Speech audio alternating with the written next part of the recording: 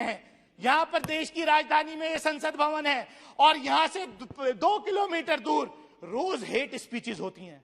रोज जो है इस देश में के अकलियतों को काट दो, इस देश के उनको मार दो। ये हो क्या रहा है? अभी 2 दिन पहले एक तथाकथित साधु ने, मैं साधु नहीं कहूंगा क्योंकि साधु जो होता है वो तो बहुत ही दयालु होता है, साधु नहीं कहूंगा, तथाकथित साधु, सो कॉल्ड साधु जो है वो सरेआम कह रहा है कि मैं 83 साल का हूं, मैंने 80 मर्डर किए हैं। लेकिन आपने, दिल्ली पुलिस ने आज तक कोई अरेस्टिंग नहीं की, उल्टा जो मीडिया उसको दिखाने की कोशिश कर रहा है उसको नोटिस भेज दिया आपने। आप करना क्या? आपका असली सपना विपक्ष मुक्त भारत, विपक्ष मुक्त भारत और मुस्लिम मुक्त विधायिका, ये आपने अपने अंदर कर लिया है। ये सभापति महोदय, बहुत जोर से कहा गया कि हर जिले में मेडिकल कॉलेज बना दिया गया या बन रहा है। मैं जिस जिले से आता हूं अमरोहा के अंदर, सभापति महोदय, मेडिकल कॉलेज तो दूर, जो सरकारी अस्पताल है बिल्डिंग बनी हुई है, लेकिन एक डॉक्टर नहीं है वहां पर, एक नर्स नहीं है। ये व्यवस्था है सरकारी। हेल्थ मिनिस्टर साहब यहां बैठे हैं, मैं चाहूंगा वो संज्ञान लें कि अमरोहा के अंदर जो जिला अस्पताल है, अमरोहा जिले में अस्पताल है, बछराइयों में 50 बेडेड हॉस्पिटल है, बिल्डिंग है, लेकिन एक डॉक्टर की नियुक्ति नहीं है। डॉक्टर की नियुक्ति करेंगे नहीं आप, पैरामेडिकल्स की नियुक्ति करेंगे या नहीं आप?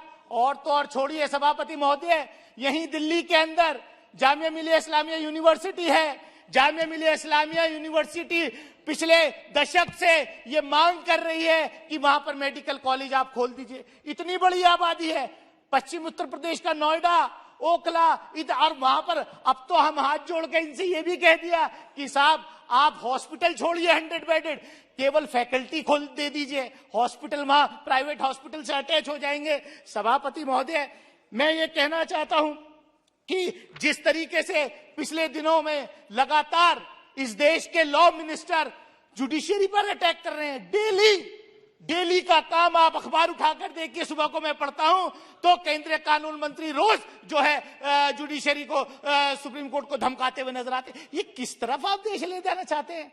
हर चीज आपके हिसाब से चलेगी क्या देश में? ये क्या है? कोई, सभापति महोदय, इस देश में हो क्या रहा है?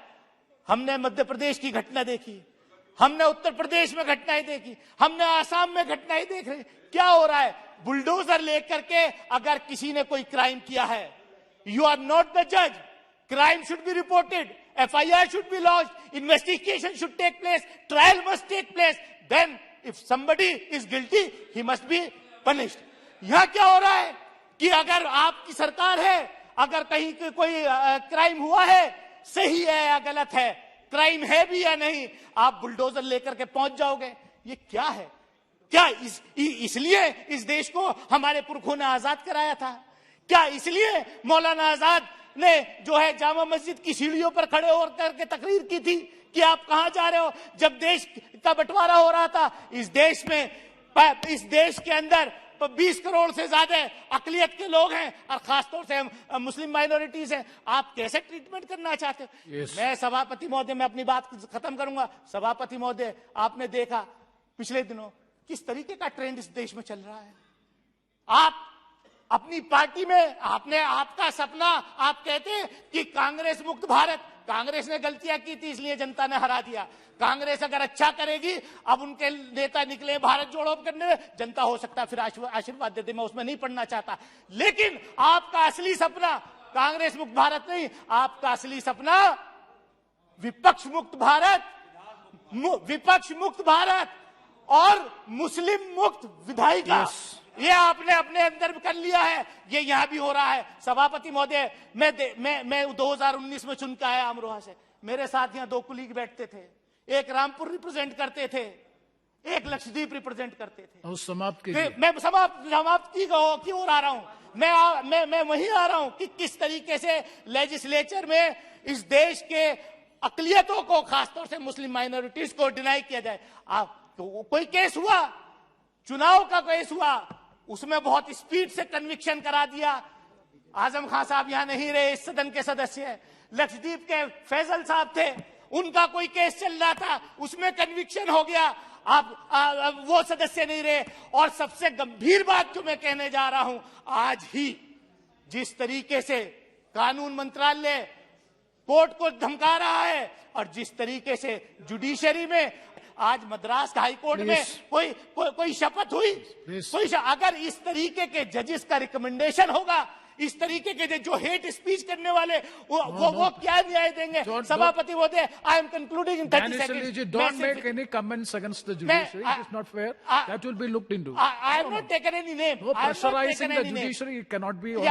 Sir, I am not taking any name. I am just saying कि अगर इस तरीके के लोग होंगे तो क्या न्याय की उम्मीद करेंगे? और मैं आपके माध्यम से सिर्फ इतना कहना चाहता हूं, हम दिल्ली के अंदर खड़े हैं, बोल रहे हैं, यहां पर देश की राजधानी में ये संसद भवन है और यहां से 2 किलोमीटर दूर रोज हेट स्पीचेस होती हैं। रोज जो है इस देश में के अकलियतों को काट दो, इस देश के उनको मार दो, ये हो क्या रहा है? अभी 2 दिन पहले एक तथाकथित साधु ने, मैं साधु नहीं कहूंगा क्योंकि साधु जो होता है वो तो बहुत ही दयालु होता है, साधु नहीं कहूंगा, तथाकथित साधु, सो कॉल्ड साधु जो है वो सरेआम कह रहा है कि मैं 83 साल का हूं, मैंने 80 मर्डर किए हैं। लेकिन आपने, दिल्ली पुलिस ने आज तक कोई अरेस्टिंग नहीं की, उल्टा जो मीडिया उसको दिखाने की कोशिश कर रहा है उसको नोटिस भेज दिया आपने। आप करना क्या चाहते हैं? वे अनडिक्लेयर्ड इमरजेंसी इस देश में आपने लागू कर रखी है। yes. सभापति महोदय, मैं ज्यादा कुछ ना कहते हुए मैं आपके माध्यम से सिर्फ यही कहूंगा कि देखिए, ये देश सबका है, ये देश मिली जुली संस्कृति का देश है। इस देश का ताना बाना सब लोगों ने, हिंदू, मुस्लिम, सिख, ईसाई, बौद्ध, जैन, पारसी, सबने मिलजुल करके इस देश का ताना बाना बुना है। इस देश के ताने बाने को मत तोड़िए, खुदा के वास्ते मैं हाथ जोड़ करके अपील करता हूं लोगों को, आप इस तरीके से टेरराइज मत कीजिए। एक इतनी बड़े सेक्शन को आप सेकंड ग्रेड सिटीजन नहीं बना सकते। हमारे पुरखों ने कुर्बानियां दी है इस देश की आजादी की लड़ने के लिए, हमारे पुरखों ने इस देश को आजाद कराया है। आप लोगों का इतिहास कहीं नहीं था, आप सिर्फ इतिहास बदलने का काम कर रहे हैं। आप मुगल गार्ड का नाम बदलोगे, आप किसी बिल्डिंग का नाम बदलोगे, आप किसी सड़क का नाम बदलोगे, क्योंकि आपका अपना कोई इतिहास नहीं है, इसलिए आप दूसरों के इतिहास को भी बर्दाश्त नहीं करना चाहते। मैं इन्हीं शब्दों के साथ एक बार फिर महामहिम राष्ट्रपति जी का मैं धन्यवाद अदा करता हूं कि उन्होंने हमको संबोधित किया। बहुत बहुत शुक्रिया सभापति महोदय। धन्यवाद।